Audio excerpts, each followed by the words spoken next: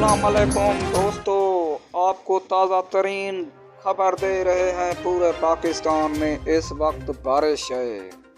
ये सिलसिला 5 दिन तक रहेगा।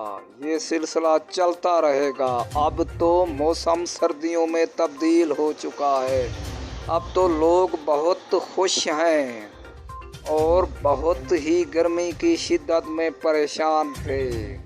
अब तो मरी में भी बहुत मज़ा आ रहा है लोगों को।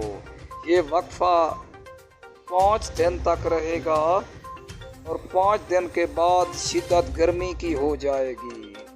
सुन लो पाकिस्तानियों, हो जाओ तैयार। अब 5 दिन तक रहेगा मौसम सर्द खुशगवार। 5 दिनों के बाद मौसम गर्मियों में चला जाएगा। आप दोस्तों से मेरी गुजारिश है, आप मेरे चैनल को सब्सक्राइब कर लो। पूरे पाकिस्तान में ये बारिशों का सिलसिला 5 दिन तक